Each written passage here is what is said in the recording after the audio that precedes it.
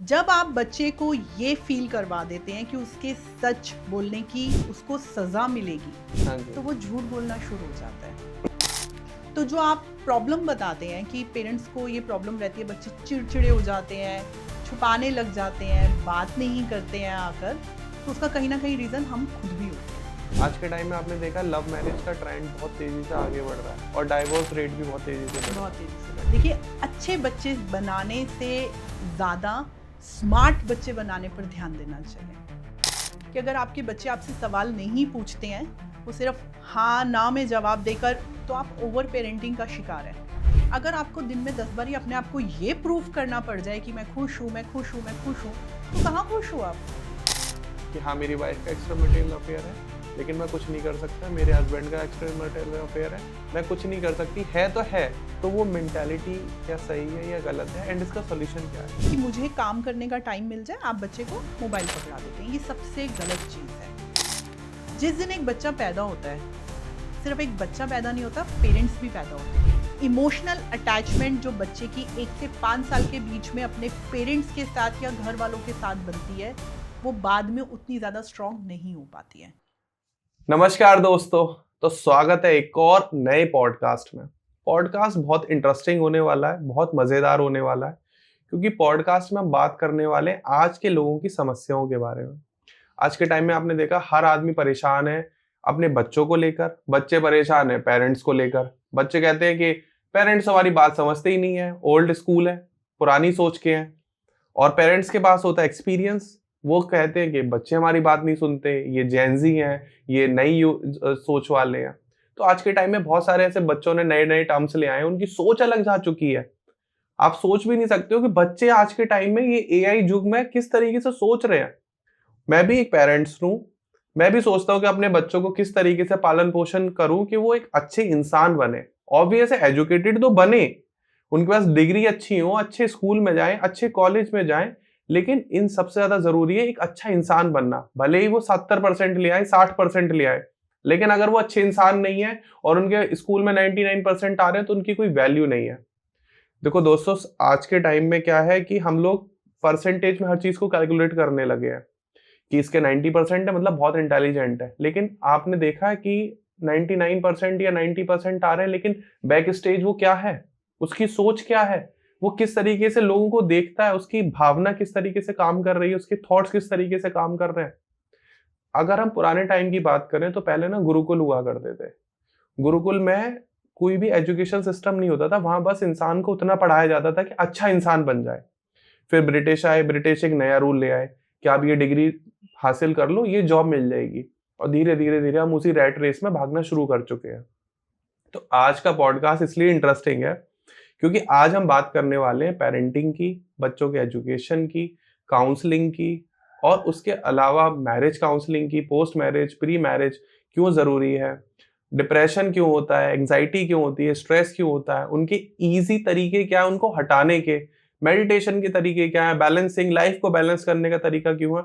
अब इतना कुछ मैंने बोल दिया तो आप समझ गए होंगे कि मेरे साथ हमारे पॉडकास्ट में, हमारे शो में एक साइकोलॉजिस्ट मौजूद है यहाँ पर, जो कि बहुत जगह मैम साइकोलॉजी लोगों को काउंसिल करती हैं, चाहे वो ब्रह्म कुमारी आश्रम हो या फिर वो बहुत सारे स्कूल्स हो या फिर बहुत सारे कॉर्पोरेट इवेंट्स हो। मैम हर जगह जाती हैं, लोगों को समझाती हैं और लोगों को बताती हैं कि आज के इस मॉडर्न वर्ल्ड में आपको कैसे रहना है। तो हम स्वागत करते हैं हमारे पॉडकास्ट में शालू मैम का। नमस्कार मैम। नमस्कार, थैंक यू सो मच इतने स्वीट इंट्रोडक्शन का। थैंक यू सो और मच मैम। ऑलमोस्ट आपने सब कुछ कवर कर ही लिया कि ये पॉडकास्ट है किस लिए, और सच में ये बहुत इंटरेस्टिंग होने वाला है क्योंकि मैं भी एक पेरेंट हूँ और आप भी एक पेरेंट हैं। जब बिल्कुल दो मैम। पेरेंट्स मिलके बात करते हैं अपने बच्चों को लेकर, तो निकल के कोई अच्छी चीज ही सामने आती है। एग्जैक्टली तो मैम, जैसे मैंने अपने व्यूअर्स से वादा कर दिया है कि इस पॉडकास्ट में हम हर एक प्रॉब्लम को एड्रेस करेंगे जो आज के टाइम में चल रही है। तो अगर मैं बात करूं सबसे पहली प्रॉब्लम की, जो जितने पेरेंट्स हैं वो एकदम हाँ लिख देना आप लोग कमेंट सेक्शन में कि हाँ आपको ये प्रॉब्लम चल रही है। बच्चे बहुत आज के टाइम में ये कह सकते हैं कि डिप्रेस्ड हो चुके हैं, बहुत टेंट्रम करने लगे हैं, छोटी छोटी बातों पर रोज आते हैं, जिद्दी होते चले जा रहे हैं, फोन देख रहे हैं उसकी जिद कर रहे हैं, माँ बाप से अपनी बातें बहुत छुपाने लगे हैं, उन्होंने अपना एक वर्ल्ड बना लिया है। क्या ये सही है या गलत है? पहले तो मैं आपको कहूंगी कि ये कोई प्रॉब्लम नहीं है। ओके। ये एक डेली रूटीन है जो हाँ जी। हर पेरेंट अलग अलग तरीके से फेस करता है और अलग अलग तरीके से फेस करना चाहिए। जी। इसका कोई एक स्पेसिफिक रूल बुक नहीं है कोई पेरेंटिंग की। आपके घर का एटमॉस्फेयर अलग है, मेरे घर का अलग है, और जो हमारे व्यूअर्स हैं उन सबके घर में अलग अलग एटमॉस्फेयर है। कोई अकेला रहता है, कोई अपने पेरेंट्स के साथ रहता है, किसी के पास 2 मेट्स हैं, किसी के बच्चे का रूटीन कुछ और है, किसी का कुछ और है। तो जो ये पेरेंटिंग स्टाइल है हाँ या जी। पेरेंटिंग चैलेंजेस हैं, ये अलग अलग बच्चे के हिसाब से अलग अलग होते हैं। तो जी। उसी हिसाब से पेरेंट्स को पेरेंटिंग स्टाइल भी चेंज करने होते हैं। जी। फॉर एग्जाम्पल, हो सकता है कि मेरा बहुत सारे पेरेंट्स जब काउंसलिंग के लिए आते हैं तो ये बोलते हैं कि एक टाइम था जब मेरा बच्चा मुझसे सब कुछ शेयर करता था। स्कूल बैग रखने से पहले वो मुझे अपने पूरे स्कूल का बताता था, आज मम्मा ये हुआ, टीचर ने ये बोला। आज मेरा वही बच्चा अपने फोन में भी पासवर्ड लगाता है कि मैं उसका फोन ना देख सकूं। तो मैंने ऐसा क्या किया? ये एक मदर का क्वेश्चन था एक काउंसलिंग के दौरान। तो मैंने उनसे ये एक सवाल पूछा कि जब आपका बच्चा छोटा था, वो आपको जो भी कुछ आकर बताता था, आप उसे कैसे लेते थे? जी। कि मैम वो छोटा था, वो मुझे बताता था, मैं सुनती थी, कुछ चीज़ों पे मैं हंसती थी, कुछ चीज़ों पे मैं उसको करेक्ट करती थी। मैंने कहा धीरे धीरे जब वो बड़ा होने लगा, तो कहते मैम फिर वो जब हरकतें करता था मुझे गुस्सा आता था कि तूने ये क्यों किया, स्कूल में ऐसे बिहेव क्यों नहीं किया। जी। जब आप बच्चे को ये फील करवा देते हैं कि उसके सच बोलने की उसको सजा मिलेगी, हाँ जी। तो वो झूठ बोलना शुरू हो जाता है, धीरे धीरे आपसे बातें छुपाना शुरू हो जाता है। ट्रू। तो सबसे पहले तो आपको एज अ पेरेंट ये समझना है कि बच्चे को कैसे ये कॉन्फिडेंस दें कि बच्चा आपसे कुछ भी ना छुपाए। उसको ये पता हो कि मेरी मम्मा के पास, पापा के पास मेरी हर प्रॉब्लम का सॉल्यूशन है। तो जो आप प्रॉब्लम बताते हैं कि पेरेंट्स को ये प्रॉब्लम रहती है, बच्चे चिड़चिड़े हो जाते हैं, छुपाने लग जाते हैं, बात नहीं करते हैं आकर, तो उसका कहीं ना कहीं रीजन हम खुद भी होते हैं कि हम कैसे ट्रीट कर रहे हैं बच्चों को। तो ये बैलेंस बनाना बहुत जरूरी है। हम बोल देते हैं कि बच्चे को, क्या अभी आपने वर्ड यूज किया, अच्छा बच्चा बनना है। हाँ जी। अच्छा बच्चा बनने की डेफिनेशन क्या है? मैम, अच्छा बच्चा बनने की डेफिनेशन तो यही है कि जो पेरेंट्स कह रहे हैं वो हम माने। देखो, अब बहुत मैक्सिमम पेरेंट्स यही जवाब देते हैं हाँ कि जी। अच्छा बच्चा मतलब मैंने मेरे बच्चे को ये बोला और मेरे बच्चे ने इसको फॉलो किया, तो वो क्या है? अच्छा बच्चा है। अब आइए, ये हो गया 5th तक। मैंने अपने बच्चे को बोला बैग रखना यहाँ, शूज रखना यहाँ, वो फॉलो कर रहा है, मेरा बच्चा अच्छा बच्चा है। बड़ी क्लास में गया, मैंने अपने बच्चे को बोला ये सब्जेक्ट लेना, उसने ये सब्जेक्ट लिया। क्यों लिया? क्योंकि वो अच्छा बच्चा है, वो मेरी बातों को फॉलो कर रहा है। जी। धीरे धीरे धीरे वो जॉब में गया। अब क्योंकि वो एक अच्छा बच्चा है, तो उसके बॉस ने जो बोला, सही गलत, वो उसको फॉलो कर रहा है। क्यों? क्योंकि वो एक अच्छा बच्चा है। देखिए, अच्छे बच्चे बनाने से ज्यादा स्मार्ट बच्चे बनाने पर ध्यान देना चाहिए कि आपका बच्चा कितना स्मार्ट है। अगर वो आपको ब्लाइंडली फॉलो कर रहा है तो आपकी पेरेंटिंग गलत है। आप बच्चे को ओवर पेरेंटिंग कर रहे हैं। जी। अगर वो आपसे सवाल नहीं पूछ रहा, ये मैं सब पेरेंट्स को भी ये कहना चाहूंगी कि अगर आपके बच्चे आपसे सवाल नहीं पूछते हैं, वो सिर्फ हाँ ना में जवाब देकर मानते हैं, नहीं मानते हैं ये सेकंड बात है, लेकिन अगर वो आपसे सवाल नहीं कर रहे हैं ना, तो आप ओवर पेरेंटिंग का शिकार है। तो उस पे ध्यान देना बहुत जरूरी है कि बच्चों को सवाल करना जरूरी है। वो बिल्कुल। बाहर जाकर उस जगह को कैसे फेस करेंगे जहां सिर्फ और सिर्फ सवाल पूछे जाते हैं। कॉलेजेस में, इंटरव्यूज में, आपके जॉब प्रोफाइल में कैसे वो दूसरे बच्चों को फेस कर पाएंगे? सिर्फ वो एक लाइन पर ही चलते रहेंगे। तो अच्छा बच्चा वर्ड ना थोड़ा सा मुझे चुभता है। ठीक है, बहुत सारे पेरेंट्स को लगता होगा स्मार्ट चाइल्ड बोलिए कि मैं अपने बच्चे को स्मार्ट बच्चा बनाना चाहता हूँ कि जो मेरे से सवाल भी करे। बिल्कुल मैम, 2 चीज मैंने एड्रेस करी मैम से इस पॉडकास्ट में, मैं आपको 1 लाइन में समझाऊंगा। पहली चीज तो वो कि हम झूठ बोलना जब स्टार्ट करते हैं, जब हमें पता चल जाता है कि अगर हम सच बोलेंगे तो या तो हमें सजा मिलेगी या वो हर्ट हो जाएगा। एग्जैक्टली। रिलेशनशिप में तो हम जब भी झूठ बोलते हैं, और बिजनेस में हम जब झूठ बोलते हैं जब हमारा फायदा होता है, ऑब्वियस है, चाहे वो लॉन्ग टर्म हो या शॉर्ट टर्म हो, तो वो अलग अलग चीज है। And the second thing, ma'am ने बताया कि अगर आपका बच्चा आपकी हर बात मान रहा है तो पहली चीज तो आप ये लिख लो कि वो बड़े होकर जॉब ही करेगा, क्योंकि उसको बात मानने की आदत पड़ चुकी है। वो कभी भी अपना बिजनेस नहीं करेगा, वो कभी भी अपना कुछ रिस्क लेने वाली बात काम नहीं शुरू करेगा, क्योंकि उसको आदत है कि मम्मी पापा ने जो कहा वही करना है। तो आप एम्प्लॉयर बना रहे हो या एम्प्लॉय बना रहे हो, ये आपको डिसाइड करना है। मैम शायद आप यही कहना चाह रहे हैं। मैं यही कहना चाहती हूँ कि आई वांट मेरे बच्चे ऐसे बने कि वो एम्प्लॉय ना बने, एम्प्लॉयर बने। तो मुझे जरूरी है उनको स्मार्ट बनाना। एग्जैक्टली सवाल करें, बच्चों का सवाल करना बहुत जरूरी है। एक स्टडी भी ये बताती है कि जब बच्चे 5 साल तक की एज के होते हैं ना, आपने भी अपने बच्चों में भी देखा होगा, हजारों सवाल होते हैं। हाँ, होते हैं ना, एरोप्लेन क्यों कैसे उड़ता है, मम्मा ये बस कैसे चल रही है, ये टायर कैसे घूम रहा है, ये फ्लावर कहाँ से आया, मैं कहाँ से आया, बेबी कैसे होता है, बहुत सारे अनगिनत सवाल होते हैं। हाँ जी। तो पेरेंट्स क्या करते हैं, जवाब ना देना पड़े गोल गोल करते हैं, जवाब नहीं देते। अरे एरोप्लेन कैसे उड़ा उसको बता दो ना, कि बेटा एरोप्लेन ऐसे, उसमें इंजन ऐसा लगा हुआ है, पायलट उड़ा रहा है उसको। ये बोल देना कि बेटा उसके पंख हैं, वो पंखों से उड़ रहा है, क्या क्या है। आप 5 साल तक के बच्चे अगर आपसे सवाल पूछते हैं और आप जवाब नहीं देते तो वो वैसे ही बढ़ते हैं। इरिटेशन लेवल उनमें बच्चों में, उन्हीं बच्चों में आता है जिनके पेरेंट्स इरिटेट होते हैं। ये भी फैक्ट है, बच्चा जो देखता है वही करता है। मैम फॉर एग्जांपल जैसे बच्चे भी आजकल स्ट्रेस में जा रहे हैं, एंजाइटी में जा रहे हैं, डिप्रेशन में जा रहे हैं। अब हमने तो सुना नहीं था कि स्ट्रेस होता है। मैम ये जो स्मार्ट वर्ड है ये अभी अभी आए हैं कुछ सालों में। जब मैं बच्चा था तो हमारे घर में किसी ने कभी नहीं सुना था कि स्ट्रेस हो गया, कि मुझे तो आज स्ट्रेस हो गया, आज एंजाइटी हो रही, डिप्रेशन हो रहा है, या मैं तुम्हारी वजह से स्ट्रेस में चला गया, चली गई। हमने नहीं सुना था। ये हमारी लाइफ में फर्स्ट टाइम आया है, अभी ये कोविड के आसपास ये वर्ड आया है। ठीक है, सारे स्मार्ट वर्ड। तो आपको क्या लगता है कि जिन बच्चों में स्ट्रेस, एंजाइटी, डिप्रेशन आ रहा है उसका सोल्यूशन क्या है? जी मैम। देखिए, स्ट्रेस ये स्टार्टिंग कहाँ से होता है, पहले ये देखिए। हेडेक, बच्चा घर में सुनता है मम्मा को हेडेक है आज, क्यों, मम्मी स्ट्रेस्ड है। पापा को, अरे पापा से ज्यादा बात मत करो, अभी जॉब से आए हैं या बिजनेस से आए हैं या बाहर से आए हैं, उन्हें स्ट्रेस है। तो बच्चे को समझ में आ जाता है कि भागने का सबसे अच्छा तरीका किसी भी चीज का क्या है, स्ट्रेस। मुझसे पढ़ा नहीं जा रहा मम्मी, मुझे बहुत स्ट्रेस हो रहा है।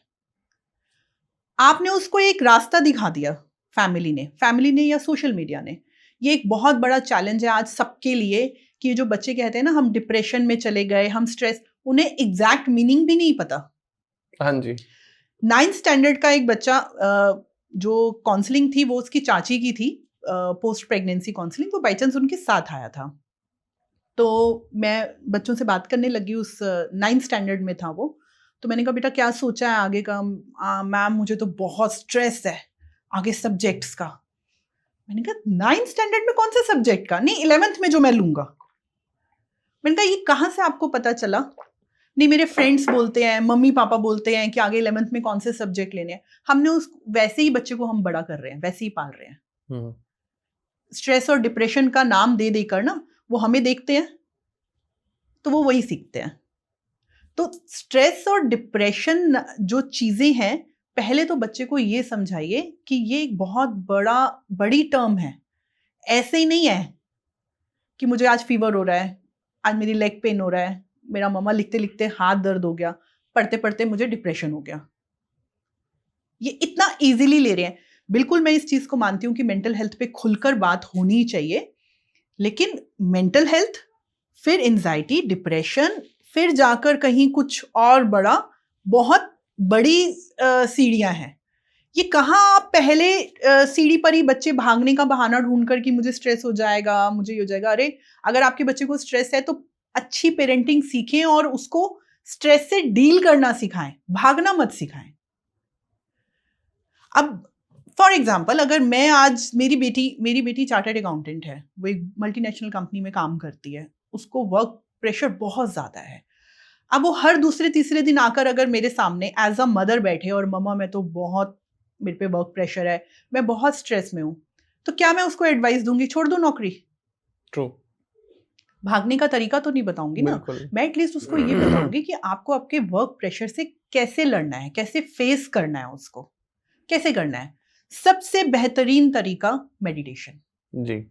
आपके पूरे के पूरे वर्क लाइफ को बैलेंस करने के लिए अगर आप दिन में सिर्फ 10 से 15 मिनट मेडिटेशन का सहारा लेते हैं तो आप सारे स्ट्रेस को हैंडल कर सकते हैं। ये छोटी क्लासेस से भी है जी। आजकल तो स्कूलों में इतना ज्यादा इस चीज को प्रमोट किया जा रहा है, देश में इतना प्रमोट किया जा रहा है योगा को, मेडिटेशन को, तो क्यों नहीं हम, एक फ्री की चीज है। आप जाएंगे कहीं पे ट्रीटमेंट डिप्रेशन के लिए, बहुत सारे सेंटर्स खुल चुके हैं, 10,000 रुपए दो, 3 नाइट 4 डेज, आपको ये कराएंगे वो कराएंगे। हाँ, बहुत सारे हैं। बहुत सारे किस लिए? आपके घर के पास इतना अच्छा पार्क है, हर किसी के घर के पास होगा, या आपके पास ही अगर 5-6 गमले भी है ना, तो वो भी प्लांटेशन करिए उस डिप्रेशन से या स्ट्रेस से निकलने के लिए। ये हम फैमिली काउंसलिंग के दौरान ये चीजों को बहुत बोलते हैं कि एक सबसे, वो बोलते हैं ना, सस्ता एंड टिकाऊ तरीका है प्लांटेशन। नेचर तो फिर भी आपको कहीं उठ के जाना पड़ेगा, गाड़ी में बैठोगे, फिर पार्क जाओगे, फिर आप घूमोगे, वो कहोगे नहीं यार 1 घंटा लग गया, मेरे घर के आसपास कोई पार्क नहीं है, फिर एक्सक्यूजेस दोगे। तो उससे अच्छा ये है कि 4 गमले ले आओ। फैमिली में अगर 4 लोग हैं, चारों का 1-1 गमला है, उसमें आप प्लांट लगाओ, डेली आपने उसकी देखभाल करनी है।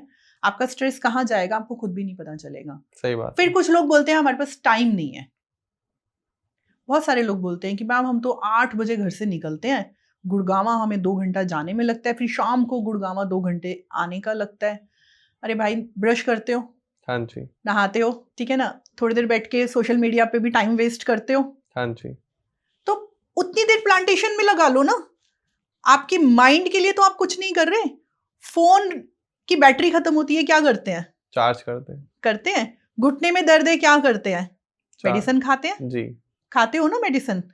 कहीं कुछ प्रॉब्लम है, फीवर है, खांसी है, जुकाम है, क्या करते हैं? डॉक्टर को दिखाते हो। तो मेंटल हेल्थ के लिए भी थोड़ा सा टाइम निकालो ना, जिससे आप अर्न कर रहे हो। ये सारी चीजें पैसे से, चार्जर, फोन, मेडिसिन, डॉक्टर, इन सब के लिए पैसे चाहिए जी।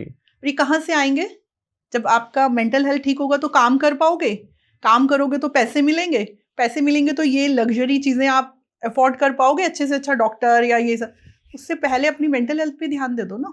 सही बात, जिसे आप अर्न कर रहे हो। तो आपको क्या लगता है आज के टाइम में कितने % ऑफ लोग या कितने % of people in India, in mostly in metro cities, mental illness के शिकार हैं? स्ट्रेस नहीं, इसको मेंटल इलनेस नहीं बोलेंगे, इसको मेंटल अनस्टेबिलिटी, हाँ कह सकते हैं। इलनेस तो बहुत बड़ा स्ट्रॉन्ग वर्ड हो गया, इलनेस तो नहीं बोलूंगी मैं इसको। यस, आपको कामनेस कह सकते हैं। दिमाग की शांति बहुत जरूरी है। हजारों थॉट, कई लोग होते हैं, मैं अगर आपसे भी सवाल करूं, आप कोई सीरीज देख रहे हैं, वो सीरीज सामने चल रही है, आपके माइंड में 1000 थॉट्स चल रहे हैं कि ये सीरीज खत्म होगी, मुझे ये कॉल करनी है, मुझे ये करना है, मुझे ये करना है, कल मुझे ये करना है, ये करना है।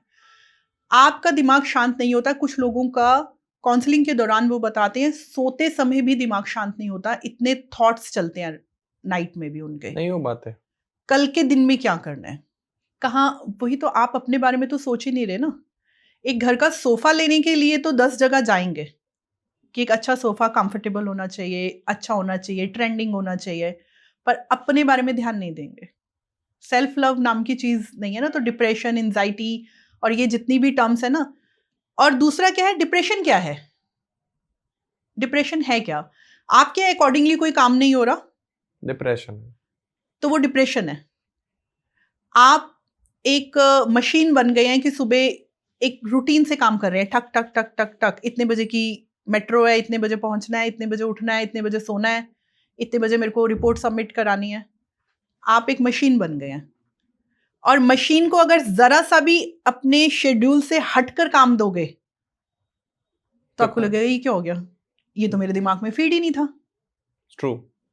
आज का टाइम तो मैम वो भी आ गया है कि लोग खुद को कंट्रोल कर रहे हैं कि नहीं, ये नहीं करना है, ये करना है, ये नहीं खाना है, ये खाना है, ये नहीं सोचना है, ये सोचना है। जब आपको ये सोचना पड़े कि मुझे क्या सोचना है, तो सोचो कि आप कहाँ जा रहे हो। एग्जैक्टली। और कुछ लोगों को ये भी है, अपने आप को बताना पड़ता है कि मैं खुश हूं। हाँ? मैं गोल फोकस्ड हूं, मैं डिसिप्लिन हूं, मैं डिसिप्लिन्ड हूं, मैं बिल्कुल सही तरीके से चल रहा हूं, मेरा एक प्लान बना हुआ है और मैं खुश हूं। अगर आपको दिन में 10 बार अपने आप को ये प्रूफ करना पड़ जाए कि मैं खुश हूं, मैं खुश हूं, मैं खुश हूं, तो कहाँ खुश हो आप? ट्रू। कहाँ खुश हो आप? तो बैलेंस, लाइफ बैलेंस क्या है कि आप जो कर रहे हो और आप जो करना चाहते हो, दोनों एक प्लेटफॉर्म पर तो आए। बिल्कुल। आधे से ज्यादा लोग 30+ के बाद ये भी भूल जाते हैं कि उनकी हॉबीज क्या थी अपने यंग टाइम में, जब वो टीनेजर्स थे। हर किसी की हॉबी होती है। एग्जैक्टली। 30+ के बाद वो भूल चुके होते हैं कि उनकी एक्चुअल में हॉबी क्या थी और वो कर क्या रहे होते हैं जो सब लोग कर रहे होते हैं। हाँ जी। अरे उसने बैडमिंटन ज्वाइन किया, मैं भी कर लेता हूँ। किया कभी जिंदगी में? किया नहीं किया, लेकिन नहीं, वो मेरा पार्क वाला सर्कल है ना, वो बैडमिंटन खेलता है, मैं भी हाँ। आज नया रैकेट ले आया। एक्चुअली लोग ये डिसाइड करके करते हैं कि मैं बैडमिंटन ज्वाइन करता हूँ, बिजनेस एक्सपेंड हो जाएगा। एग्जैक्टली। मैं गोल्फ Links ज्वाइन कर लेता बनाऊंगा। हूँ, लिंक्स बन लिंक्स जाएंगे, लिंक बनेंगे। बिल्डिंग हो जाएगी। मैं अच्छे जिम में जाता हूँ, लोग अच्छे मिलेंगे। हाँ, बैडमिंटन इसलिए नहीं ज्वाइन कर रहा कि उसे बैडमिंटन खेलना अच्छा लगता है, हॉबीज। लिंक बिल्डिंग कर रहा है वो बेसिकली।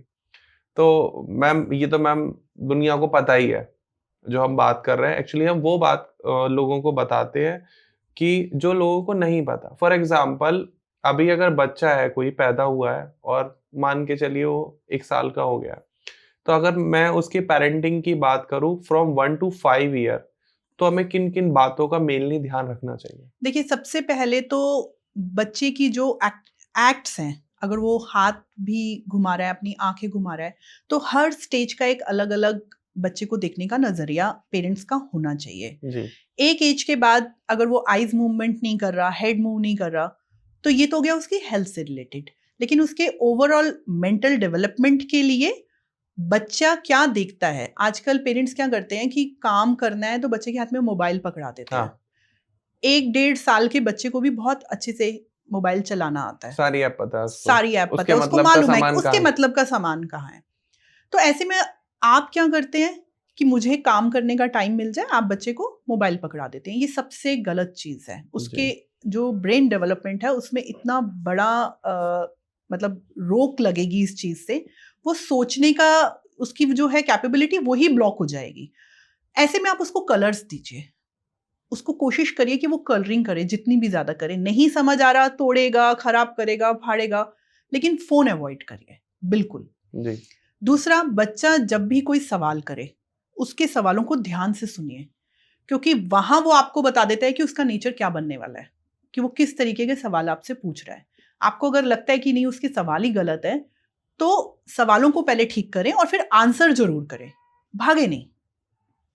तीसरा, हम बहुत बारी ये कर देते हैं कि बच्चों को बचपन से ही ना कि आप ये करो, मैं आपको ये ला कर दूंगा, आप गुड बॉय बनो, मैं आपको बदले में ये दूंगा। साइकिल दिलाऊंगा।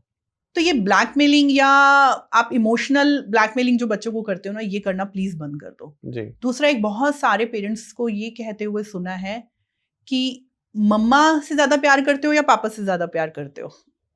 बहुत कॉमन है, जी। सब घरों में होता है। दादी से ज्यादा प्यार करते हो या नानी से ज्यादा प्यार करते हो। और ये कंपैरिजन आप बिल्कुल बंद कर दो करना। जब वो धीरे धीरे बड़ा होगा ना, फिर जब वो नानी दादी में कंपैरिजन करेगा ना, वो फिर आपको बुरा लगेगा। हाँ।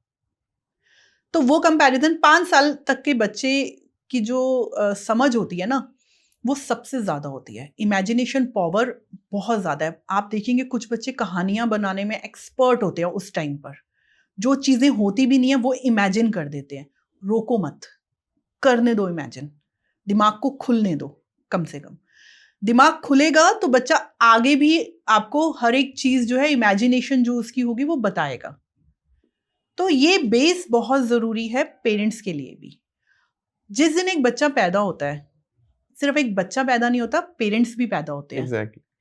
तो ये बैलेंस जो बच्चे, जितना जरूरी 5 साल तक की एज में बच्चे की डेवलपमेंट है, उतनी ही जरूरी पेरेंट्स की डेवलपमेंट है। बिल्कुल। कि वो हर साल कैसे मैच्योर होते हैं बच्चे के साथ साथ। बच्चा बड़ा हो रहा है, पेरेंट्स भी बड़े हो रहे हैं। तो ये बहुत जरूरी है। एक देखा गया है कि इतनी छोटी एज में ना पेरेंट्स को ये लगता है कि यार ये तो बहुत छोटा है, इसको क्या पता चलेगा, 5 साल के बाद इस पे ध्यान देंगे, अभी तो मेड्स देख लेंगी, हाउस हेल्पर देख लेंगी, हम अपने काम पे ध्यान देते हैं। ये गलती मत करिए।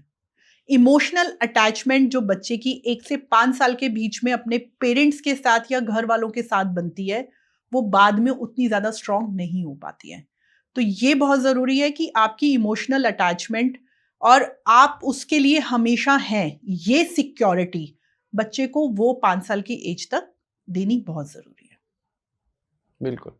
तो मैम अगर हम बात करें थोड़े और बच्चों की, जब वो स्कूलिंग स्टार्ट करते हैं अपनी 5 से 10 साल की, एंड आज के टाइम में मोस्ट ऑफ पेरेंट्स कंपेयर करते हैं, शर्मा जी का बेटा तो इतना हर अच्छा किसी कर की रहा है। लाइफ में एक शर्मा जी का बेटा ज़रूर होता है, बेटा या हाँ, बेटी ज़रूर होती है। वो तो सुबह उठ के अपने आप नहा धो के कपड़े पहन लेता है, लेकिन आप बिग हो गए हो, आप नहीं पहन पा रहे हो, आप अपना टिफिन नहीं पैक कर पा रहे हो, आप ये नहीं डिसाइड कर पा रहे हो कि क्या करना है। तो पेरेंट्स हमेशा सोचते हैं कि बच्चे अपना डिसीजन खुद लेना शुरू करें। तो इज दैट अ गुड और बैड? देखिए, अगर बच्चा अपना डिसीजन खुद लेना शुरू करेगा ना, पेरेंट्स को वहाँ भी दिक्कत आ जाएगी हाँ, कि हमसे तो पूछता ही नहीं है, सब कुछ खुद ही कर लेता है, हमें बताता नहीं है। बैलेंस रखिए हर चीज़ में ना। आपके खाने में जैसे बैलेंस की ज़रूरत है ना, कि आपको हर तरह के विटामिन्स और प्रोटीन सब चीज़ें आपको अपने एक हेल्दी थाली में ज़रूरी होती है, वैसी हेल्दी पेरेंटिंग में हर एक चीज़ ज़रूरी होती है। बैलेंस, कब बच्चे को आपकी ज़रूरत है और कब आपकी ज़रूरत नहीं है। बहुत सारे जगह ये बोला जाता है कि जब 5 साल से बच्चा बड़ा हो जाता है, 5 टू टीनेजर से पहले वाले में बच्चे के साथ अच्छी दोस्ती कर लो। जी, अगर आप बच्चे की दोस्ती कर लोगे उस टाइम पर, दोस्ती की ज़रूरत अभी नहीं है, अभी उसको पेरेंट्स की ज़रूरत है। हर एज में बच्चों को अलग-अलग रोल आपको प्ले करने पड़ेंगे एज़ अ पेरेंट। उस टाइम पे उसको दोस्त नहीं, उसको गाइडेंस, एक अच्छा मार्गदर्शक चाहिए कि कैसे मैं आगे बढ़ूँ। जी, अगर आप कंपैरिजन में हेल्दी कंपैरिजन करो, वो भी ज़रूरी है। बच्चा आगे बढ़ेगा कैसे? हेल्दी कंपैरिजन्स करो, उसको मोटिवेट करो कि नहीं बेटा, अगर वो फर्स्ट है ना, आप भी आ सकते हो।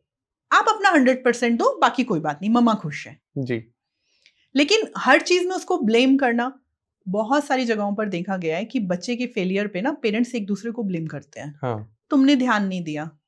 मदर, तुम सारा दिन क्या करती हो? तुमने बच्चे पे ध्यान नहीं दिया। तुम में से कुछ कहते ही नहीं हो, तुम इसे कुछ कहते नहीं हो। तुम डांटो इसको।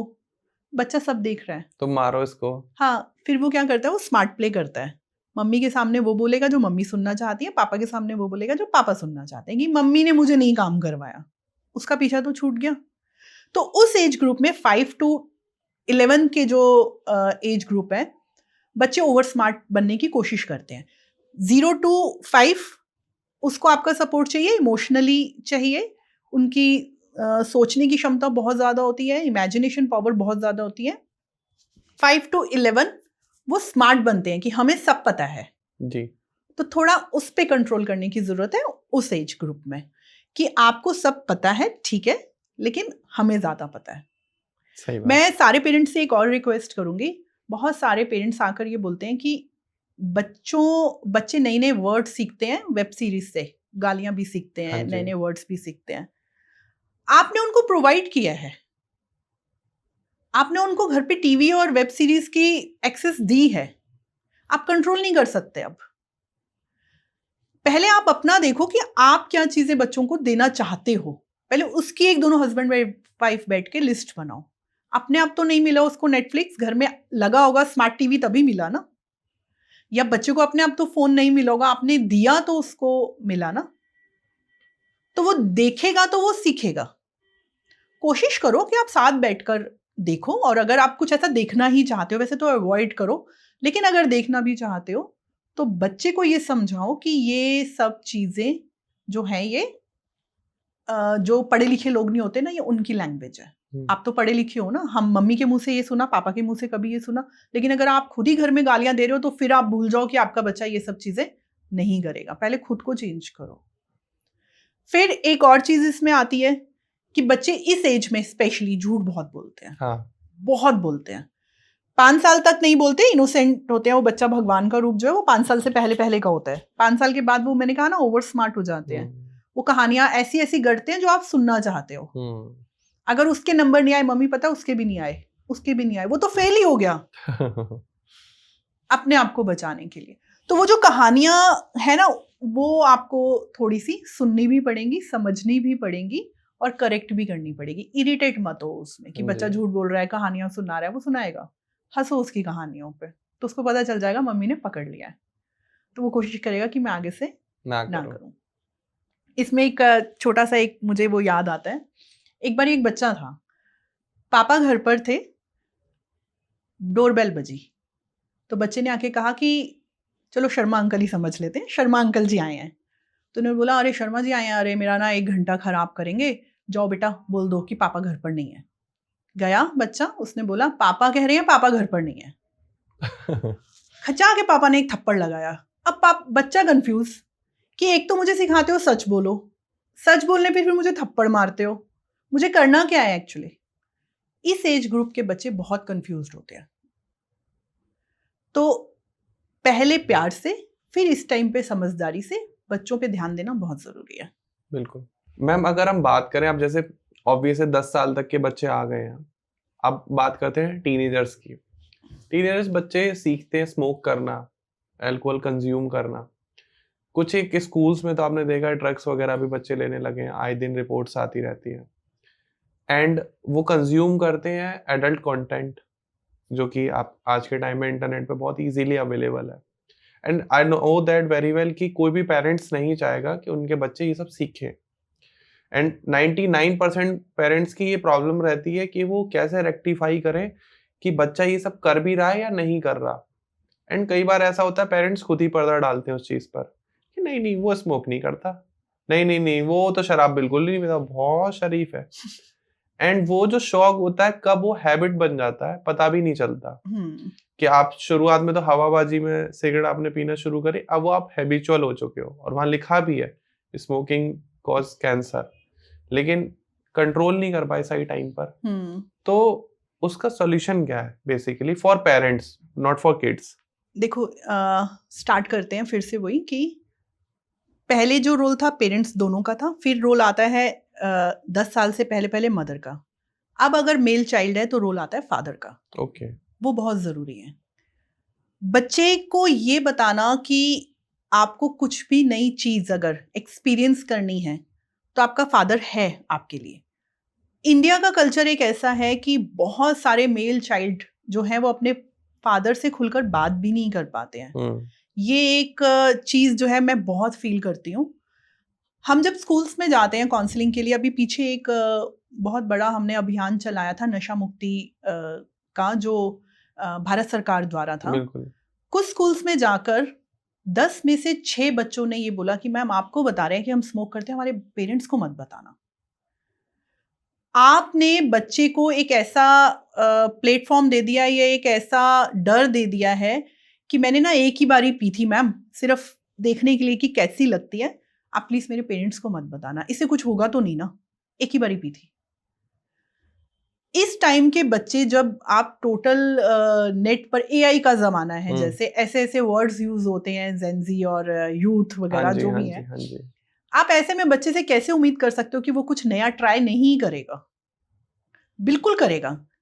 लेकिन आपने उससे इस बारे में खुलकर बात अगर की होती तो वो आपसे आकर शेयर करता कि पापा ये है, ये ट्राई करना है मुझे, या स्मोक करना है, या मुझे एक बारी ये चीज़ मेरे पेरेंट्स, मेरे जो ग्रुप हैं वो ये ड्रिंक करने गए हैं, पापा आप मुझे बताओ क्या करना है। आपने उसको वो डोर कभी ओपन किया ही नहीं कि वो आपसे आकर बात करे। तो पेरेंट्स को सबसे पहले ये चाहिए कि टीनेजर बच्चे के साथ कम्युनिकेशन बहुत ज़्यादा रखें, बिल्कुल बहुत ज़्यादा स्ट्रॉन्ग रखें। आप सारा दिन नहीं उसके पीछे पड़े कि मुझे बता क्या हुआ, मुझे बता क्या हुआ, नहीं, सारा दिन पीछे ना पड़े, लेकिन कोई एक टाइम ऐसा ज़रूर रखें कि आप उसके लिए ओपन है कि वो क्या आपसे शेयर करना चाहता है बेसिकली। बिल्कुल। देखो किसी भी एज में पहुंच जाए, नई चीज ट्राई करने का दिल तो सबका करता है, और इंडियन मेंटालिटी ऐसी है जिस चीज के लिए मना किया जाएगा वो तो जरूर करेंगे कि ये बॉक्स मत खोलना, अभी हम खोल के जरूर देखेंगे है क्या इसमें। तो जब तक आप अपने बच्चे के साथ कम्युनिकेशन स्ट्रांग नहीं रखोगे, वो क्यों आएगा आपके पास? फिर वो फ्रेंड्स के पास ही जाएगा ना। अब टाइम आ गया आपका बच्चे के साथ दोस्त बनने का जी, कि आप उससे खुल के बात करें। बहुत सारे स्कूल्स को मैं इस चीज़ के लिए अप्रिशिएट करती हूँ कि वो खुलकर बात करते हैं सेक्स एजुकेशन पर अपने स्टूडेंट्स के साथ। हमें भी बुलाते हैं कि आप मेल और फीमेल दोनों से बात करें इस चीज़ को लेकर। अब जैसे एक टैबू था पीरियड्स को लेकर, अब आजकल बच्चों को दोनों को मेल फीमेल को ये चीजें हम लोग बताते हैं, खुलकर इस बारे में बात करते हैं। क्यों? क्योंकि ये कॉमन लगे। ऐसे सेक्स एजुकेशंस पर भी हमें बिल्कुल खुलकर बात करनी चाहिए। यही एज है, इससे पहले नहीं। जब टीन एज में बच्चा एंटर कर गया, इसकी एजुकेशन घर से मिलनी चाहिए। मेल बच्चे को फादर से और फीमेल को मदर से बहुत खुलकर बात होनी चाहिए। अभी ये कितने टाइम बाद, कितने सालों बाद ये कंफर्टेबल होगा, ये मुझे नहीं पता। लेकिन अगर आप अपने घर में सब लोग कंफर्टेबल कर लेते हैं इस टॉपिक पे बात करना, तो आपका बच्चा सेफ है। बिल्कुल। अदरवाइज आप हमेशा वो एक रेड लाइट जलती रहेगी कि कब वो कुछ ऐसा गलत करके ना आ जाए जो आप नहीं चाहते हैं वो करें। और इसको करने के लिए आप पहले से प्रिकॉशंस ले लेना, पहले ही बता दें उसको कि बेटा अगर ऐसा मन करता है तो मैं हूं, अगर आपका ऐसा मन करता है तो मैं हूं। बहुत सारे बच्चों ने मुझे ये बताया कि हमने अपनी फर्स्ट ड्रिंक अपने पापा के साथ की, कि पापा ने कहा अच्छा टेस्ट करनी है, मैं करवाता हूं। तो ये अच्छी चीज है कि आप अपने बच्चे के साथ बैठकर उसको लिमिट सेट करके दे रहे हैं कि बेटा इससे ज्यादा नहीं। देखो, अगर मैं आज आपके पॉडकास्ट में आकर ये कहूं कि नहीं तो पीना भी गलत है, स्मोक भी नहीं करनी चाहिए बच्चों को, तो फिर वो प्रवचन हो जाएगा, फिर वो ट्रू एडवाइस नहीं होगी। ट्रू एडवाइस यही है, आपका बच्चा ये सब ट्राई करेगा, ये मानिए। बेटर है कि आप ही उसको इस चीज के लिए एजुकेट करें। बस। नहीं, सेक्स एजुकेशन भी मैम बहुत इंपॉर्टेंट है इस एज में, बहुत जरूरी है, बहुत ज्यादा जरूरी। लेकिन नहीं देते ना। हम जब स्कूल्स में जाते हैं, मैं नाम नहीं लूंगी स्कूल का, उन्होंने हमें पहले ही एक लिमिट सेट कर दी कि आप इससे बियॉन्ड नहीं बोलोगे। अरे ये इतनी चीजें तो टीवी में ही बच्चे देख रहे हैं। अगर मैं 16-17 साल के बच्चों की बात करूं, आप भूल जाइए कि उन्होंने सब कुछ नहीं देखा होगा, देखा है उन्होंने सब कुछ। पर ये है कि आप अगर उनसे बात करोगे ना, तो वो एटलीस्ट अपने डाउट क्लियर करेगा आपके साथ। आप ये सोच के चलो कि उसने देखा ही नहीं होगा तो ये इम्पॉसिबल है, आप अपने आप को बेवकूफ बना रहे हो। एग्जैक्टली। उसने देखा है, आप खुल के बात करोगे, एटलीस्ट उसके जो डाउट्स होंगे, उसके कुछ सवाल होंगे, उसको लेके कुछ क्रेज होगा, वो आपसे डिस्कस करेगा, आप उसको करेक्ट कर सकते हो। ट्रू। कौन सी मूवी आई थी अभी, मैं नाम भूल गई उस मूवी का, अक्षय कुमार वाली। मैं सैल्यूट करती हूँ उस डायरेक्टर को भी, उस थॉट को भी, उस राइटर को की जिसने इस चीज पर ओपनली बात की। और ये फैक्ट है, मेल में, टीनेजर्स में ये बहुत कॉमन है। हाँ जी। तो बात करनी चाहिए ना। नहीं, बिल्कुल बात करनी चाहिए। मम्मी बात करे, पापा बात करे, अगर पापा के साथ ज्यादा कंफर्टेबल है तो पापा बात करे। लेकिन इस एज में आपको अपने बच्चे को ये एजुकेशन देनी बहुत जरूरी है, और घर से ही देनी जरूरत है। हम जाकर देते हैं ना जब एजुकेशन इस बारे में, हैरानी होती है कि 10 में से 5 बच्चों को सच में कुछ नहीं पता होता। वो सिर्फ इधर उधर से, मेरी फ्रेंड से सुनकर, इधर से सुनकर, मेरे दोस्त ने ये बताया वो बताया, वो एक अलग ही दुनिया में होते हैं जो ज्यादा खतरनाक है। सही बात है। तो बताओ ना, खुल के बात करो। तो हम खुल के मैम बात कर ही रहे हैं हर एक बच्चों के बारे में, तो हम थोड़ा सा और इसमें आगे बढ़ते हैं। आज के टाइम में लोग अपनी शादी का डिसीजन, क्योंकि 18 के बाद एडल्ट हो जाते हैं, वो कहते हैं अब तो मैं ही हूँ, गवर्नमेंट ने मुझे अधिकार दे रखा है, मुझे कहाँ शादी करनी है वो मैं डिसाइड करूंगा, मेरा डिसीजन है, मैं किससे प्यार करता हूँ वो मेरा डिसीजन है, मेरा कब ब्रेकअप हो जाएगा वो मेरा डिसीजन है, अब मैं फुलफिल हूँ, अब आपकी दखल अंदाजी की मुझे जरूरत नहीं है। तो हम सीधे 18+ वालों पर आ जाते हैं, शादी पर ही आ जाते हैं। आज के टाइम में आपने देखा लव मैरिज का ट्रेंड बहुत तेजी से आगे बढ़ रहा है। बिल्कुल। और डाइवोर्स रेट भी बहुत तेजी से बढ़ रहा है। वो लोग बैठ के डिसीजन लेते हैं कि एक काम करते हैं, 2 काम करते हैं, पहले तो हम साथ में रहते हैं कुछ दिन लिविंग में, अच्छा लगेगा तो शादी कर लेंगे, शादी के बाद सब सही चला तो ठीक है, वरना डाइवोर्स ले लेंगे, पहले ही सॉर्टेड हो जाता है। तो आपकी नजर में ये किस हद तक सही है? एज अ मदर मैं थोड़ा इसको ठीक नहीं मानती हूँ। लिव इन रिलेशनशिप तक तो ठीक है कि आप अगर साथ रहना चाहते हो, आप देखना चाहते हो कि आप कैसे एक दूसरे के लिए ठीक हो या नहीं, लेकिन शादी से पहले ही ये सोच लेना कि अगर हमारी नहीं बनी और हम अलग हो जाएंगे, इस माइंडसेट के साथ जब आप शादी करते हो तो आपके दिमाग में कहीं ना कहीं वो है कि भैया मैं इसको छोड़ सकता हूँ, हमारी तो पहले ही बात हो रखी है। आप किसी एक रिलेशनशिप की शुरुआत ही तोड़ने के नाम से जब करते हैं, जब आपने पहले ये सोच लिया कि बनी नहीं तो तो आप बनाना नहीं चाहेंगे कभी भी। एग्जैक्टली। आपके पास ऑप्शन है निकलने का। तो लव मैरिज, बिल्कुल लव मैरिज करनी चाहिए। अभी मेरा दिल्ली प्रेस में सरिता में एक आर्टिकल भी आया था इससे रिलेटेड, कुछ मैं कहूँ कुछ तुम कहो। उसमें मैंने बहुत डिटेल में बताया था कि अगर आप लव मैरिज या अरेंज मैरिज भी करते हो, बहुत सारी बातों को पहले ही डिस्कस कर लो। देखिए, झगड़े किस चीज पर होते हैं? शादी के बाद आप क्यों, ऐसा तो है नहीं कि एक दूसरे को पसंद नहीं करते, पसंद करते हैं तभी प्यार किया, लिव इन में थे, शादी की। बात आती है जब जिम्मेदारी की, तब होती है बात डाइवोर्स की, कि जिम्मेदारियां नहीं संभाल पाते एक दूसरे से, कि भैया तुम मुझसे क्यों पूछ रहे हो, भी मैं तुम्हारी जिम्मेदारी हूँ, घर का खर्चा आधा आधा होना चाहिए। बिल्कुल। बहुत सारी चीजें होती हैं, मेरे पेरेंट्स, तुम्हारे पेरेंट्स, मैं अपनी अर्निंग से अपने पेरेंट्स को दूंगी, मैं अपनी अर्निंग से अपने पेरेंट्स को दूंगा, फिर जो बचेगा फिर हम एक दूसरे अपने ऊपर स्पेंड करेंगे। यहां से झगड़े शुरू होते हैं जब आपके ऊपर जिम्मेदारियां आती हैं। तो उन जिम्मेदारियों को पहले डिस्कस कर लो ना। सही बात है। आप उस माइंडसेट से एंटर ही क्यों कर रहे हो? मत करो शादी अगर आपको ये लगता है कि डाइवोर्स हो सकता है 1% भी, कि हम एक दूसरे के साथ नहीं रह सकते, मत करो शादी, वो बेटर है। शादी के बाद इमीडिएटली आपने शादी कर ली अपनी मर्जी से, क्योंकि आप तो इंडिपेंडेंट हो। लेकिन बच्चे के लिए जब पेरेंट्स फोर्स करेंगे, फिर वो कहेंगे शादी अपनी मर्जी से की, बच्चा हमारी मर्जी से करो। सही बात है। 2 साल हो गए, 3 साल हो गए, अब बच्चा करो। अब आप तैयार नहीं हो, अब फिर वो खटपट, फिर डाइवोर्स। अरे क्यों? इस माइंडसेट से तो कभी चलो ही नहीं। मैं इसके बहुत ज्यादा खिलाफ हूँ। और मेरे पास जो काउंसलिंग के लिए, रिलेशनशिप काउंसलिंग के लिए भी आते हैं कि हम शादी करने वाले हैं, तो मैं अलग अलग एक दूसरे की कमियां पूछती हूँ कि आपको लड़की में क्या कमी लगती है, लिख कर लाना। आपको लड़के में क्या कमी लगती है, लिख कर लाना। और दोनों के पेपर एक दूसरे को दे देती हूँ, ये कमियां हैं, और सब सॉर्टेड है, सबके सॉल्यूशंस हैं। सॉल्यूशंस के लिए तैयार हो, थोड़ी मेहनत करने के लिए तैयार हो, तो आगे बढ़ो। बिल्कुल। नहीं तो अभी स्टॉप कर दो। मैम, एक और प्रॉब्लम एड्रेस करते हैं।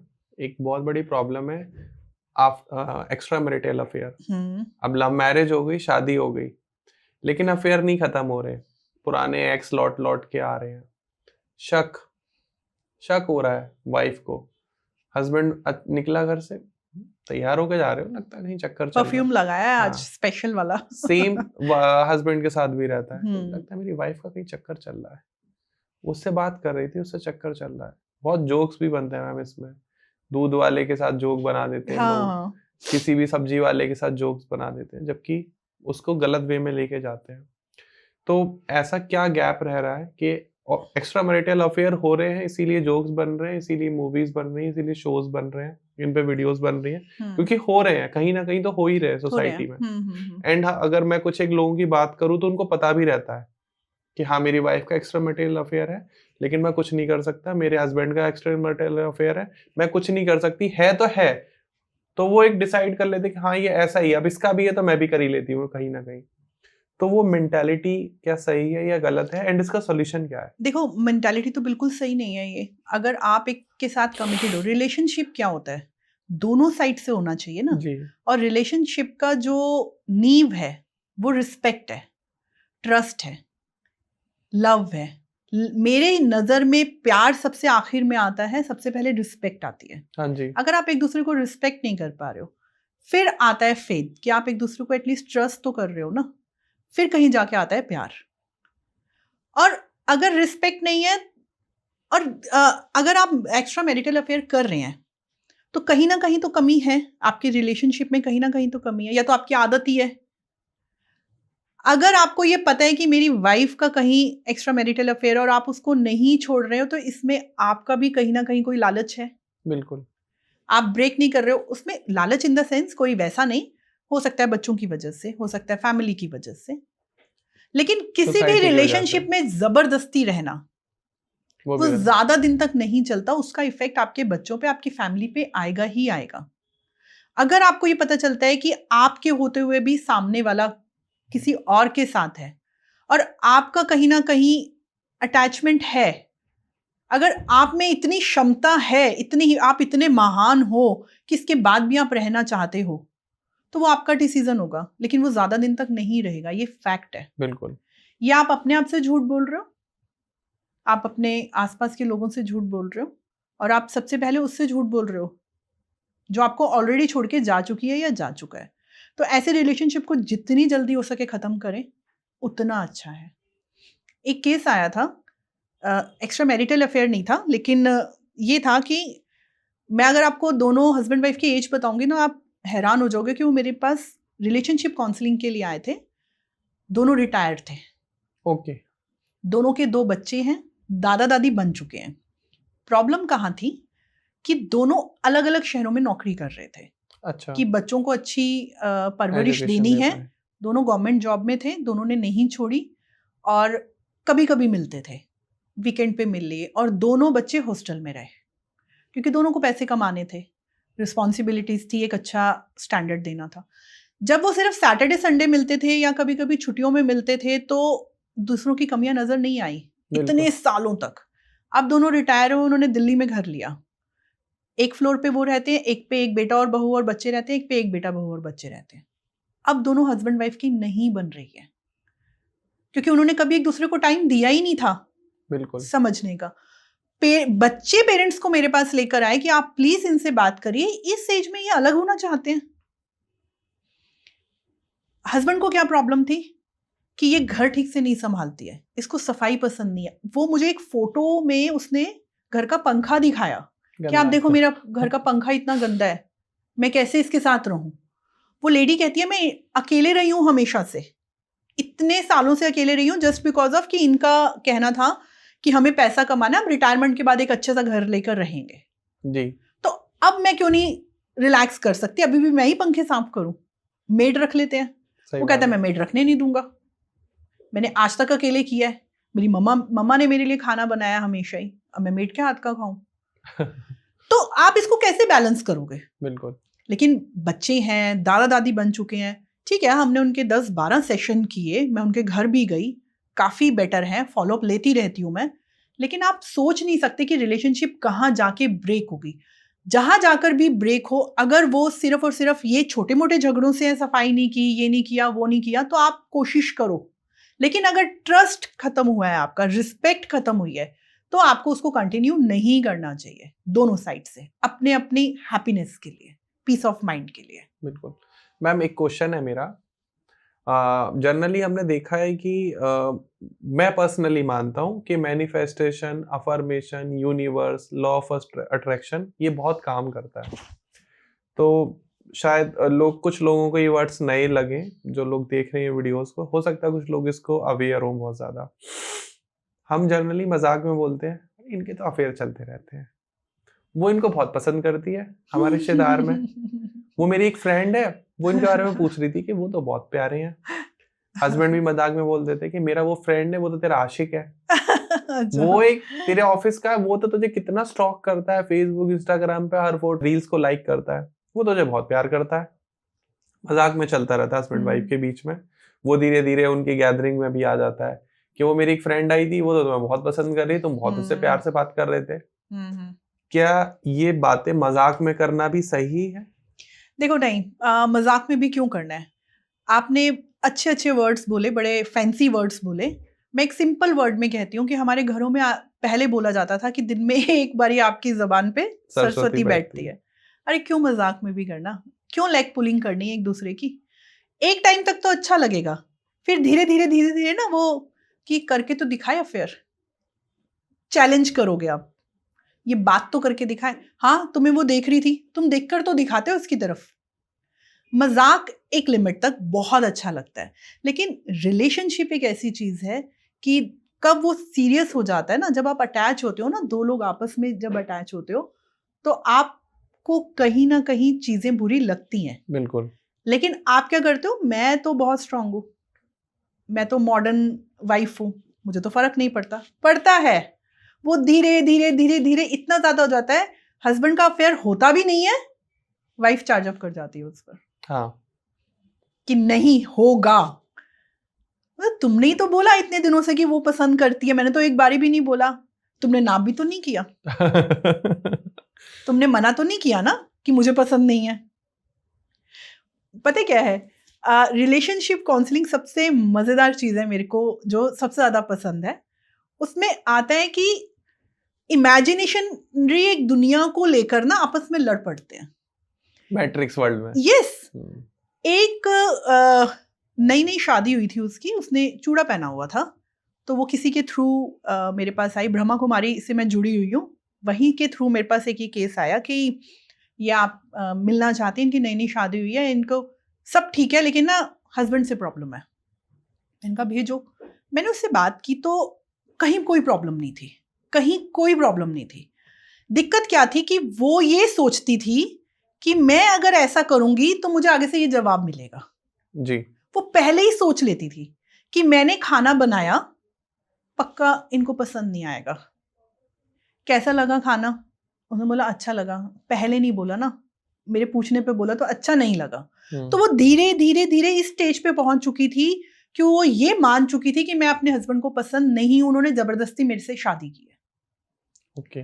तो मैंने समझने की कोशिश की, मैंने कहा ठीक है मैं आपके हस्बैंड से मिलना चाहती हूँ। तो उसने कहा नहीं मैम, अगर उनको ये पता चल गया कि मैं काउंसलिंग ले रही हूँ, अभी मेरी शादी को सिर्फ 4-5 महीने हुए हैं, वो तो ब्लेम कर देंगे जी कि भैया इसको तो मेंटल इशू है। हाँ। इतना डरते हैं लोग साइकोलॉजिस्ट से बात करते हुए भी, हमें अपनी प्रॉब्लम बताते हुए भी कि आप बता मत देना कि मैं आपसे मिली थी। हाँ। तो मैंने कहा नहीं देखो, मुझे तो एक बार ही तो आपकी फैमिली में आना पड़ेगा कि आप जो सब चीजें बोल रहे हो ये सच है या झूठ है। वो बोली नहीं मैम ये तो पॉसिबल नहीं है। मैंने कहा ठीक है, आप मुझे अपनी कजन, अपनी फ्रेंड, कुछ भी करके मुझे घर पे बुला लो, मुझे 2-2.5 घंटे चाहिए आपके घर में, बस इससे ज्यादा नहीं चाहिए। कहती हाँ ये हो सकता है। तो मैं उसके घर गई, हमने 1-1.5 घंटा, उसके हस्बैंड भी थे, लंच किया सबने साथ में, कहीं कोई दिक्कत नजर नहीं आई। लेकिन वो मुझे डरी सहमी खड़ी हुई नजर आई कि पानी दे दूं, कांच का ग्लास में दे दूं, ये प्लेट ऐसे नहीं रखी, वो खुद ही ओवर सेंसिटिव। यस, क्योंकि वो उसको नंबर 1 बहू बनने का एक परफेक्शन वाला जो था ना, वो कीड़ा शायद है। और ये पेरेंट्स को बहुत होता है, मदर्स को बहुत होता है, परफेक्ट होने का जो डर, मतलब प्रेशर है ना, वो मदर्स को ओवर पेरेंटिंग की तरफ ले जाता है और धीरे धीरे मदर गिल्ट में भी ले जाता है कि मैं अपने बच्चे के लिए कुछ कर ही नहीं पाई, मैं अपने बच्चे को टाइम दे ही नहीं पाई, सब कुछ करने के बाद भी। तो वो घर का एक और चीज आपको बताती हूँ, एक स्टडी बताती है कि पूरे घर का हैप्पीनेस ग्राफ एक औरत के आसपास घूमता है। अगर उस घर की चाहे माँ हो, बेटी हो, बहू हो, अगर वो खुश है तो वो घर अपने आप खुश रखेगी। आपके जितने भी बाकी जितने मेंबर्स हैं, उनका जितना भी स्ट्रेस लेवल है ना, वो अपने आप उसको कंट्रोल कर लेगी। घर का इमोशनल पिलर जो है वो महिलाएं होती हैं। बिल्कुल। और वही अगर किसी भी कारणवश दुखी है या किसी गिल्ट में है, तो आप भूल जाओ कि वो एक अच्छी परवरिश कर पाएगी, अपने हस्बैंड को खुश रख पाएगी, अपने पेरेंट्स को खुश रख पाएगी। वो नहीं कर पाएगी, चाह कर भी, फोर्सफुली भी नहीं कर पाएगी। तो ये चीजों का ध्यान रखना बहुत जरूरी है कि आप ट्रस्ट की जो मैं बात कर रही थी, वो हस्बैंड वाइफ का जो है वो रिस्पेक्ट पर है। अपनी वाइफ को रिस्पेक्ट दो, ये सबसे। इसको अगर मैं धर्म से जोड़कर देखूं तो ऐसा कहते हैं कि घर की महिला जो है वो अगर खुश रहती है तो घर में बरकत आती है। हाँ जी। ऐसे ही सोच लो कि अगर आपका कोई काम नहीं बन रहा, अरे बीवी खुश नहीं है। आजकल तो एस्ट्रोलॉजर्स ने रेमेडीज देना शुरू कर दी कि वाइफ को चांदी की पायल दो। हमारे यहाँ ही ये शूट हुए हैं। हाँ मैंने देखा था। इनफैक्ट एक और होता है कि यहाँ लक्ष्मी बैठती है, तिलक लगाओ। महिलाओं के यहाँ पे लक्ष्मी बैठती है, घर पे जाने से पहले अपनी मदर के, अपनी बेटी के या अपनी वाइफ का फोरहेड पे किस करके निकलो। हाँ जी। ब्लेसिंग्स लेकर निकलो उनकी। बिल्कुल। तो ऐसे सही महिलाओं को इज्जत चाहिए भाई घर पे। सही बात। ऐसे दे दो या वैसे दे दो, धर्म को फॉलो करके दे दो या काउंसलर से काउंसलिंग करके दे दो, लेकिन घर की महिलाओं को रिस्पेक्ट दो। शालू मैम, टाइम तो देखो चेंज हो रहा है। आपने या मैं कहूँ मैंने, हमने हिस्ट्री में वहां देखा है कि बहुओं को घर में जला दिया जाता था, सुसाइड कर लेती थी, उनको घर का भी काम करवाते थे, खेतों का भी काम करवाते थे। बहुत जगह ऐसे भी रूल्स थे, घर से निकलने की अनुमति नहीं थी। बिना पूछे। बहुएं या बेटियां डॉक्टर्स के पास नहीं जा सकती थी बिना पूछे। लेकिन अब इंडिपेंडेंट हो रही हैं, देश की राष्ट्रपति बन रही हैं, पॉलिटिक्स में भी आ रही हैं, डॉक्टर्स भी बन रहे हैं, यूपी पुलिस में, दिल्ली पुलिस में, हर जगह महिलाएं हैं। तो इक्वलिटी तो आ रही है। लेकिन जिस देश में एक स्लोगन हो बेटी बचाओ बेटी पढ़ाओ, मतलब अभी भी मेंटेलिटी कहीं ना कहीं लो है हमारी। तो अभी मैंने कुछ एक प्रॉब्लम एड्रेस करी कि हेल्थ से रिलेटेड बहुत प्रॉब्लम रहती थी पहले, एंड वो बता भी नहीं पाते थे किसी को। तो आज के टाइम में एक डिप्रेशन कह लो या बहुत टेंशन हो गई है, लोग अपने बेबीज को ना प्लान करते हैं, अभी नहीं करते, अभी अबॉर्ट कर देते हैं। प्रेग्नेंट हो भी गए तब भी अबॉर्ट कर देते हैं, क्योंकि अभी हमारे फाइनेंशियल स्टेटस वैसे नहीं है, हम बच्चों को वो नहीं दे पाएंगे। तो अब बच्चे प्लानिंग करने लगे हैं, पहले नहीं होते थे शायद ये बिल्कुल, प्लानिंग, लेकिन अब बिल्कुल। प्लानिंग होने लगी कि कब करनी है। इनफैक्ट इस लेवल पर आ गया है कि डेट, टाइम, सेकंड भी डिसाइड होता है न्यूमरोलॉजिस्ट के अकॉर्डिंग कि इस ईयर में, इस डेट में, इस वाले नक्षत्र में बहुत शुभ है, बच्चा बिल्कुल अंबानी जैसा पैदा होगा, बिल्कुल इलियन मस्क वाले दिमाग के साथ आएगा, अब करो आप। तो इज दैट गुड और बैड? एंड जो प्लानिंग करते हैं ये आपका प्रेगनेंसी का, पोस्ट प्रेगनेंसी हो गया, ये प्री प्रेगनेंसी हो गया, तो वो किस तरीके से आप उनको सॉल्यूशन देते हो? देखिए, जो आपने बात कही ना, ये बिल्कुल ठीक है, बच्चा प्लान करते हैं। इस टाइम पर इंडिया पे क्या चल रहा है कि प्लानिंग और मुहूर्त, हाँ जी, ये दोनों अलग है। हाँ जी, प्लानिंग तो हुई कि मैं अपने फाइनेंशियल देखूं, हम दोनों में से बच्चे को टाइम कौन दे पाएगा, अगर एक को 6 महीने की छुट्टी मिल भी गई, वो होती है प्लानिंग। फिर दूसरा होता है मुहूर्त, कि कौन से मुहूर्त पे करना है। दोनों में बहुत गैप है जी, दोनों मैच नहीं करते हैं कहीं पर भी।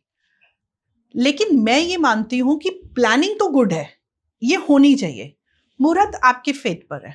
हाँ जी, मैं इसे ना प्रमोट करती हूँ ना सपोर्ट करती हूँ। बच्चे को जब दुनिया में आना है वो ईश्वर ने लिखा है, बिल्कुल, जब उसने पैदा करने वाला, बोलते हैं ना ईश्वर ने सब कुछ रचा है, उसकी मर्जी के बिना तो पत्ता भी नहीं हिलता। बिल्कुल, तो आप कौन है उसको मुहूर्त में लाने वाले? वो उसने जब आना है वो उसने तभी आना था, आपने छेड़छाड़ की है। हाँ जी, उसने नहीं, उसने उस मुहूर्त में नहीं भी भेजना होगा, जी, पर आप छेड़छाड़ कर रहे हो, तो उसको तो मैं ना प्रमोट करूंगी ना सपोर्ट। पर प्लानिंग को बिल्कुल मैं प्रमोट करूंगी, सपोर्ट करूंगी। रीजन बीइंग, जब दोनों को आप बोलते हो कि इक्वल है, घर का खर्चा इक्वल बांटना है, पढ़ाई में आप अपनी, मेरी खुद की बेटी है, मैं नहीं चाहूंगी कि 5 साल अगर उसने लगाकर कोई एक पोजीशन पे पहुंची है, एक अच्छी अर्निंग पर पहुंची है, तो उसका हस्बैंड बिना उससे बात किए बेबी प्लान करने की कभी भी सोचे। बिल्कुल, दोनों की प्लानिंग रजामंदी से बेबी होना चाहिए।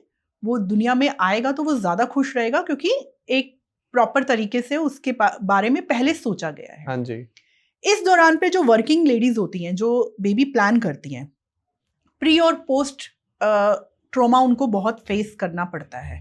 पहले तो प्लानिंग में, क्योंकि मैक्सिमम बर्डन जो होता है वो फिजिकली एक लेडी पर होता है। बच्चा उसने कैरी करना है, 9 मंथ उसने देखना है, डॉक्टर्स के पास आना जाना सब मैनेज करना है उसने। और आजकल बहुत सारे जो पेरेंट, मतलब जो मेल हैं, जो हस्बैंड्स हैं, वो बहुत सपोर्टिव हैं इस मामले में, क्योंकि प्लानिंग करके करते हैं। लेकिन जो ट्रॉमाज हैं, जो इमोशनल जितना भी अप डाउन्स हैं, वो महिला देखती है। फिर आता है पोस्ट। पहले हम प्री की अगर बात करें, वो 9 महीने वो रानी होती है। हाँ जी, ठीक है, क्या खाना है बेटा, क्या पीना है, बैठो, मत करो काम, लेट जाओ, तुम्हें तकलीफ तो नहीं हो रही। जैसे ही बेबी हुआ, अब उसको रात रात भर जागना है। उसको लगता है यार क्या हो गया, सडनली बेबी के आते ही मैं एक रिस्पॉन्सिबल मदर बन गई, जिसको सारी रात जागना है, मुझे ही जागना है, हाँ जी, क्योंकि मैंने ही देखना है। कल तक जो घर वाले सारे मेरे आसपास घूम रहे थे कि बेटा क्या खाएगा, दर्द तो नहीं हो रही, ठीक से बैठो, ठीक से उठो, अचानक वो मुझे एडवाइस दे रहे हैं कि बच्चा ऐसे पालना है। तो उसको लगता है मैं रानी से नौकरानी बन गई क्या? तो वो जो फेस होता है ना, ये स्पेशली वर्किंग वुमेन के लिए, जो इंडिपेंडेंट रही है, जो एजुकेटेड है, बहुत टफ होता है। पेरेंटिंग से भी ज्यादा टफ है, क्योंकि उसको वो अकेले झेल रही है। बिल्कुल, उसमें हस्बैंड चाहकर भी कुछ खास नहीं कर सकता। देखो, फीड तो उसने ही कराना है, बिल्कुल, वो ज्यादा से ज्यादा डायपर चेंज कर देगा, इससे ज्यादा कुछ नहीं करेगा। पानी गर्म दे देगा, पानी गर्म दे देगा। हो सकता है शायद अगर वो अपना फीड नहीं करवा रही है, दूध भी बनाकर किचन में जाकर दे देगा। लेकिन जो फिजिकली चेंजेस उसमें आए हैं, उसकी शारीरिक में जो कमजोरी आई है, प्लस सारी सारी रात उसकी नींद पूरी नहीं हो रही है, इमोशनल वो जो एकदम यहां से ग्राफ उसका यहां गिरा है, वो उसको अकेले को फेस करना है। तो मैं 100% जो लेडीज हैं उनको ये सजेशन दूंगी कि इस टाइम पे आप काउंसलिंग जरूर लें। बहुत सारी बच्चियां बोलती हैं, लड़कियां बोलती हैं कि नहीं हमारी मम्मा आ जाती है हमारे पास, नहीं, वो आपको वही बताएंगी जो उन्होंने देखा है। हाँ, लेकिन काउंसलर वो बताएगा जो आप देखना चाहते हो। मैनेजमेंट कैसे करना, मैनेजमेंट कैसे करना है। बिल्कुल। तो पोस्ट से भी ज्यादा प्री प्रेगनेंसी जो है वो काउंसलिंग जो है वो बहुत जरूरी है आजकल की जनरेशन के लिए, क्योंकि वो बचपन से ही पापा की परी भी होती हैं, मम्मा की लाडली भी होती हैं, फिर अपने एक बॉसी नेचर की भी होती हैं, ऑफिस हाँ। में बहुत सारे रोल प्ले करती हैं, और फिर वो घर की रिस्पॉन्सिबिलिटी भी संभालती हैं। ट्रू। अगर मेड नहीं आई है ना, आप मेड रख लोगे, आप अच्छी अर्निंग कर रहे हो, आप मेड रख लोगे, लेकिन अगर बाई चांस मेड छुट्टी कर गई तो घर की रिस्पॉन्सिबिलिटी आप ही की है, सही बात। हस्बैंड की नहीं है। बाद में जाकर भी बच्चा अगर बीमार हुआ तो छुट्टी आप ही को करनी है। बिल्कुल। हस्बैंड कर भी लेगा तो वो बेचारा वो करेगा क्या? जो इमोशनल अटैचमेंट बच्चे को आपसे चाहिए, आप एक मदर से चाहिए, वो मदर ही दे सकती है एक एज तक, उसके बाद तो चलो दोनों मिलके कर लेंगे। तो वो बहुत ज़रूरी है। प्री प्रेगनेंसी में जो है प्लानिंग बहुत ज़रूरी है। बिल्कुल। मैं मुहूर्त वाले पर नहीं जाती, पर हाँ प्लानिंग तो करनी चाहिए, ये मस्ट है। जैसे आप अपनी जॉब की प्लानिंग करते हो वैसे आपको हर एक चीज़ की प्लानिंग करनी चाहिए। ट्रू। तो शालू मैम, आपका प्रीशियस टाइम मिला, आपने बहुत जो आज के टाइम की मैं कहता हूँ main stream problem and basic problem जो लोगों को आ रही है कि कब क्या डिसीजन लेना है, वो आपने इतने अच्छे तरीके से समझाया। दोस्तों, हम इस 1 घंटे में आपकी हर एक प्रॉब्लम को तो कवर नहीं कर सकते, हजारों प्रॉब्लम है। लोग तो आजकल ये भी पूछना चाहते हैं कि मैं सुबह उठ के साइकिल चलाऊं या वॉक करूं, या जिम जाऊं या योगा करूं। आपके दिमाग में कंफ्यूजन तो हमेशा क्रिएट रहेगा, क्योंकि हजारों लोग, लाखों लोग सलाह देने वाले आ गए हैं। बट एक अच्छी सलाह, एक सही सलाह वही इंसान दे सकता है जिसने सीखा है कि हाउ टू काउंसल, सलाह देनी कैसे, क्यों देनी है। अब आपको साइकिल ठीक रहेगी या वॉक ठीक रहेगी, वो डिपेंड करता है कि आपकी बॉडी कैसी है, आपकी एज क्या है, आपको पहले कोई हेल्थ इश्यूज रहे हैं या नहीं रहे हैं। ऐसे नहीं है कि नहीं नहीं नहीं, नहीं आप तो वॉक ही करा करो, मैंने वॉक करी थी, मुझे बहुत फायदे मिले थे ना, ऐसा बिल्कुल भी नहीं है।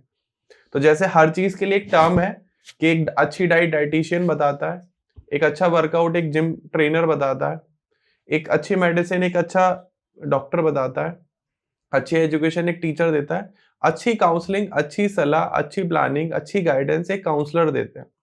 एंड अगर आप शालू मैम से कांटेक्ट करना चाहते हैं, मैम से काउंसिल करना चाहते हैं, तो स्क्रीन पर अभी नंबर आ रहा है, एंड साथ में सोशल मीडिया हैंडल्स भी हैं, Facebook, Instagram, YouTube, through WhatsApp आप कैसे भी कांटेक्ट कर सकते हो।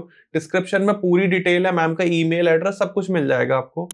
तो प्लीज मेरी रिक्वेस्ट है सभी से, चाहे वो बच्चों से रिलेटेड हो, पेरेंटिंग से रिलेटेड हो, प्री मैरिज हो, पोस्ट मैरिज हो, प्री प्रेगनेंसी हो, पोस्ट प्रेगनेंसी हो, या आपके जीवन में कोई भी प्रॉब्लम चल रही है, आप एक बार डिस्कस करिए, जरूर काउंसिल करिए, आपको रिजल्ट 100% मिलेगा। मैम, लास्ट में आप कुछ फ्यू वर्ड्स हमारे दर्शकों से कहना चाहेंगे? बिल्कुल। एक चीज़ जो बहुत सारे पेरेंट पूछते हैं कि आपकी अगर कोई क्लासेस हैं तो हमें दे दीजिए। तो डियर पेरेंट्स, 2 घंटे की क्लास में आप पेरेंटिंग नहीं सीख सकते हैं। हमसे जब आप कांटेक्ट करेंगे या इनसे अगर आप कांटेक्ट करते हैं तो हम एक पेरेंटिंग क्वेश्चनर देते हैं। उस क्वेश्चनर को अगर आप भरकर हमें देते हैं तो हमें समझने को मिलता है कि आपको किस टाइप की पेरेंटिंग स्टाइल की ज़रूरत है, एडवाइस की ज़रूरत है। अगर आपको कोई ये बोलता है कि 2 घंटे में पेरेंटिंग सिखा देंगे तो वो इम्पॉसिबल है। पेरेंटिंग एक कंटिन्यूसली प्रोसेस है जो आपके पेरेंट्स जो हैं, जो दादा दादी हैं घर के, उनसे लेकर आपके बच्चों तक का एक जो ब्रिज बनता है वो उसको पेरेंटिंग बोलते हैं। तो अगर आप क्वेश्चनर के लिए चाहते हैं तो ईमेल आईडी पर या जैसा सर ने बताया कि नंबर्स पे आप कांटेक्ट कर सकते हैं। हम आपको एक क्वेश्चनर सेंड करेंगे, वो भर के अगर आप हमें देंगे तो हम आपको बता देंगे कि आपका पेरेंटिंग स्टाइल क्या है। धन्यवाद। Thank you so much ma'am. And please, अगर आपको कोई भी इस वीडियो में कमी लगी हो, या आपको लगा हो कि हमने कुछ गलत बोला है, या आपको कोई भी क्वेश्चन है, तो कमेंट सेक्शन खुला हुआ है, आप कमेंट सेक्शन में आइए, कमेंट्स करिए। मैं हमारी टीम से जो भी अवेलेबल होंगे आपके हर क्वेश्चन का जवाब देंगे। एंड प्लीज, आपको बराबर में एक सब्सक्राइब बटन दिख रहा होगा, सब्सक्राइब कर दो, वो हमारे लिए बहुत इंपॉर्टेंट होता है, क्योंकि जितने ज्यादा सब्सक्राइबर बेस होंगे उतनी अच्छे अच्छे गेस्ट हम ला पाएंगे, एंड बहुत सारे वर्सेटाइल टॉपिक पर वीडियोस बना पाएंगे, पॉडकास्ट बना पाएंगे। एंड सभी को थैंक यू सो मच, आपने यहाँ तक इस वीडियो को देखा, इतना प्यार दिया, thank you so much. And फिर अगले पॉडकास्ट में मिलते हैं, तब तक के लिए नमस्कार, जय श्री राधे। नमस्कार मैम। नमस्कार, थैंक यू।